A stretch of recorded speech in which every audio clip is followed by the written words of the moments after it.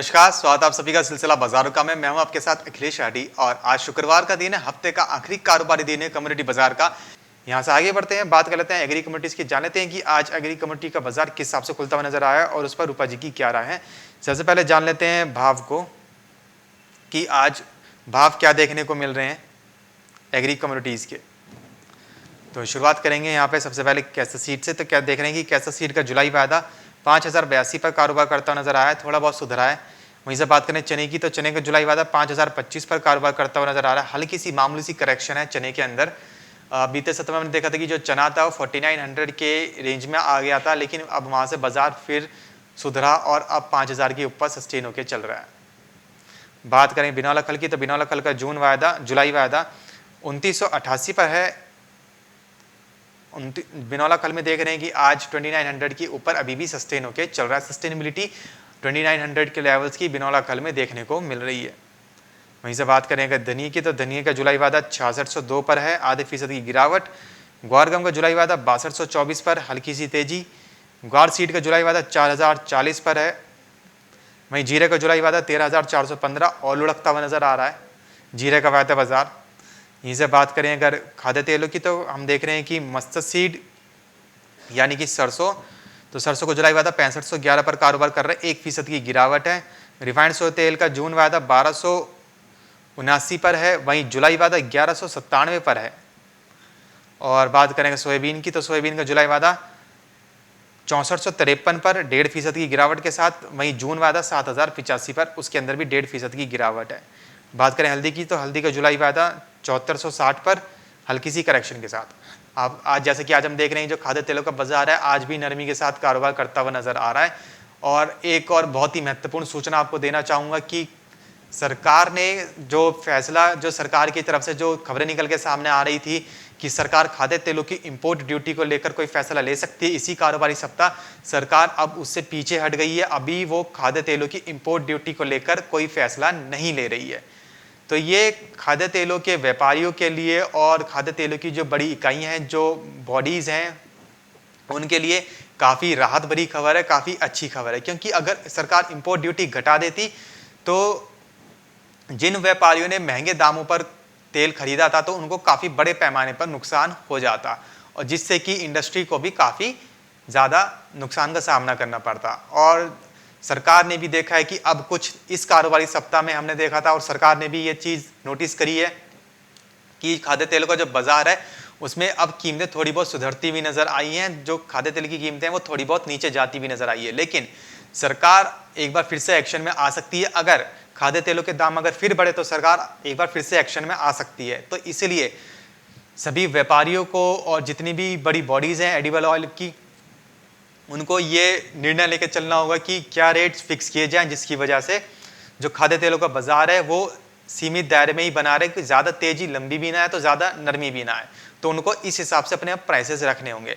अब ऐसी सिचुएशन के अंदर खाद्य तेलों में क्या रणनीति अपनाकर चलना सही रहेगा, ये जान लेते हैं रूपा जी से। रूपा जी, खबर निकल के सामने है कि सरकार अब खाद्य तेलों की इंपोर्ट ड्यूटी को लेकर कोई फैसला नहीं ले रही है। हालांकि सरकार ने रिफाइंड सोया तेल और सीपीओ के जो बेस प्राइसेस हैं उन पे अब थोड़ा कटिंग की है। अब आपको क्या लगता है कि यहाँ से खाद्य तेलों का बाजार का जो ट्रेंड है वो कैसा रहेगा और क्या रणनीति अपनाकर चलना सही रहेगा? देखिए अखिलेश, मैंने पहले भी कहा था कि अभी सरकार जो है इंपोर्ट ड्यूटी को लेकर फिलहाल कोई नहीं डिसीजन लेगी, क्योंकि कीमतें जो हैं वो ऑलरेडी नीचे आ चुकी थी और अब बाजार जो है इससे ज्यादा नीचे जाएगा तो फिर फार्मर्स जो है वो डिमोटिवेट हो जाएंगे। तो इसलिए अभी जो है कीमतें यहीं पर ही सस्टेन होती हुई दिखाई देंगी। कोई बहुत ज्यादा गिरावट बनती हुई दिखाई नहीं दे रही है। जो गिरावट आनी थी वो आ चुकी। अब वापिस से बाजार मुझे लगता है कि यहाँ से उठ सकते हैं। देखिए ट्रेंड जो है वो अभी मिक्स है, साइडवेज मोमेंटम भी एक्सपेक्टेड है कि दिखा सकता है बाजार जिस तरीके से देखने को मिली है मूवमेंट, क्योंकि जैसे ही ये खबरें अफवाहें फैली उसके बाद से लगातार बाजारों के अंदर बिकवाली हावी होते हुए हमने देखी और सभी खाद्य तेलों में जबरदस्त गिरावट आई। अब यहाँ से थोड़ा बहुत बाजार जो है वो संभलते हुए दिखाई दे सकते हैं, वापिस से उठ सकते हैं। जैसा कि हम देख भी रहे हैं कि सरसों जो है 6500 के आसपास अभी ट्रेड करती दिखाई दे रही है। तो अब यहाँ से नीचे का लेवल जो है वो 6400 हो जाता है जुलाई का, और 6400 से लेकर ऊपर में 6600 की रेंज देखने को मिल सकती है। वहीं रिफाइंड सोयाबीन ऑयल की बात करें तो 1240 से लेकर 1320 की रेंज में ट्रेड करता हुआ जुलाई वायदा देखने को मिल सकता है। अभी जुलाई वायदा जो है वो ज्यादा गिर चुका है, 1200 के नीचे है। तो उसमें बहुत ज्यादा अभी तेजी का रुझान नहीं बन रहा है रिफाइंड सोयाबीन ऑयल में। और जबकि सोयाबीन ऑयल की बात करें तो वो भी दबाव में है, उसके अंदर भी अब नीचे में 6400 से लेकर 6340 तक के स्तर देखने को मिल सकते हैं। देखिए अभी बाजार गिरावट की तरफ है, ये हफ्ता गिरावट वाला रह सकता है, अगले हफ्ते हो सकता है कि थोड़ा बहुत बाउंस बैक बाजारों में आता हुआ दिखाई दे, लेकिन अभी भी व्यापारियों के बीच में डर का माहौल है, जिसकी वजह से सेलिंग का प्रेशर लगातार बाजारों के अंदर देखने को मिल रहा है। फ्रेश एंट्री अभी नहीं लेनी चाहिए, धीरे धीरे, मैंने पहले भी बोला था कि जब बाजार थोड़ा सा भी बाउंस दे तो वहां पर लिक्विडेट करने की रणनीति होनी चाहिए। जी, ये से रूपा जी बात करें अगर बिनौला खल की, तो बिनौला खल में देख रहे हैं कि आज भी 2900 के ऊपर सस्टेन होकर चल रहा है।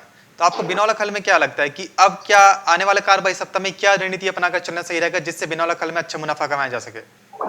देखिए बिनौला खल में भी अखिलेश तेजी का ही रुझान है। बिनौला खल जो है जो अभी बाजार जो है वो 2994 यानी कि 3000 के बिल्कुल पास ट्रेड करता हुआ दिखाई दे रहा है। तो यहाँ से अभी तेजी का ही रुझान है, 3100 से लेकर 3200 के टारगेट हो सकता है कि आपको अगले हफ्ते देखने को मिल जाए, क्योंकि तेजी बनती हुई दिखाई दे रही है। लगातार बाजार ऊपरी स्तरों पर सस्टेन है, इसलिए एक अपसाइड मोमेंटम बनता हुआ दिखाई दे सकता है। मेरे हिसाब से हर निचले स्तर पर खरीदारी करके चला जा सकता है। जी, यानी कि बिनौला खल में रूपा जी के अनुसार हर निचले स्तर पर खरीदारी करके चला जा सकता है और अच्छा मुनाफा कमाया जा सकता है। रूपा जी हमारे साथ दर्शक जुड़े हैं राकेश बेनीवाल जी, जिनका सवाल सरसों को लेकर आ रहा है। इनका सवाल है कि इनके पास फिजिकल में 500 क्विंटल सरसों रखी हुई है, इनको क्या करके चलना सही रहेगा? देखिए मेरे हिसाब से मैंने पहले भी बताया था कि आप थोड़ा थोड़ा लिक्विडेट करें माल को, अभी लंबा पोजीशन होल्ड ना करें। और अब अगर 6500 के नीचे लुढ़क जाती है सरसों वायदा के अंदर तो गिरावट बढ़ सकती है। तो फिलहाल के लिए लिक्विडेट करने की रणनीति होनी चाहिए। कुछ एक माल आप होल्ड कर ले, बाकी सारा मुझे लगता है कि अभी एक बार निकाल देना चाहिए, क्योंकि बाजार अभी बहुत ज्यादा तेजी की तरफ जाता हुआ दिखाई नहीं दे रहा है। यहाँ पर सस्टेन कर सकता है लेकिन तेजी फिलहाल नहीं है। जी, यानी कि रूपा जी के अनुसार आपको थोड़ा थोड़ा जो माल है ऊपरी स्तर पर लिक्विडेट करना चाहिए, निकाल देना चाहिए, थोड़ा थोड़ा थोड़ा करके निकालते रहें, जो भी आपको अपना ऊपरी स्तर मिलता रहे। ये से रूपा जी बात करें अगर मसालों की, तो मसालों में देख रहे हैं कि जीरा अब 13400 के लेवल पर आ चुका है।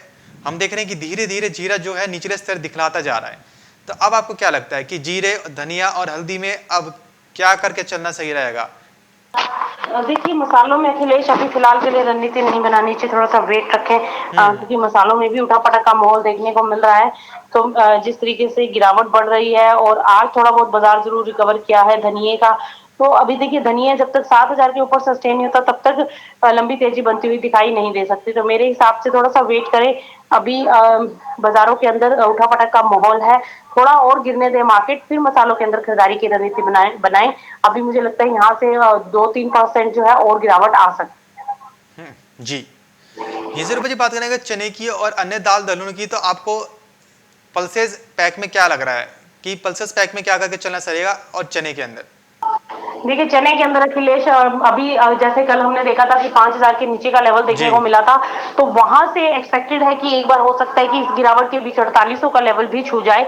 लेकिन आज जैसे 5000 के ऊपर वापस ट्रेड करता हुआ दिखाई दे रहा है, तो ऊपर में एक 5200 का भी स्तर है। तो फिलहाल 4800 से 5200 की रेंज है बाजारों के अंदर, और अगर खरीदारी करनी है तो निचले स्तरों पर खरीदारी करें, 4800 के आसपास मार्केट आए तब वहां पर बाइंग करें। और करंट लेवल पर भी इंट्राडे में भी बाय कर सकते हैं, 4940 का स्टॉप लॉस है, अगर इसको लगाकर भी बाई किया जा सकता है। ओवरऑल ट्रेंड पॉजिटिव है, गिरावट अगर आई तो 4800 तक एक बार गिरेगा, वहां से फिर वापस से रिकवरी आती हुई देख सकती है। जी, रूपा जी जानना चाहेंगे कि आज हफ्ते के आखिरी कारोबारी दिन वो कौन सी एग्री कम्युनिटीज रहेंगी जिनके अंदर निवेश करके अच्छा मुनाफा कमाया जा सकता है? देखिए फिलहाल के लिए कॉटन ऑयल सीड केक है, जिसके अंदर आप बाइंग की रणनीति लेकर चल सकते हैं। अगला हफ्ता भी पॉजिटिव रहने वाला है और इस कमोडिटी के अंदर आगे भी तेजी बनती हुई दिखाई देगी। तो मेरे हिसाब से इसको आप खरीदारी करके चल सकते हैं और खाद्य तेलों में बिकवाली की रणनीति ले सकते हैं। जी, बहुत बहुत शुक्रिया रूपा जी हमारे साथ जुड़ने के लिए, जानकारी साझा करने के लिए। तो जैसे कि रूपा जी ने बताया कि आज हफ्ते के आखिरी कारोबारी दिन आप बिनौला खल में हर निचले स्तर पर खरीदारी करके चल सकते हैं और खाद्य तेलों में रूपा जी की तरफ से ऊपरी स्तर पर बिकवाली की सलाह रहेगी। तो फिलहाल सिलसिला बाजार का में बस इतना ही, कहीं जाएगा नहीं, क्योंकि खबरों का सिलसिला लगातार यूं ही बना रहेगा मार्केट टाइम्स टीवी पर।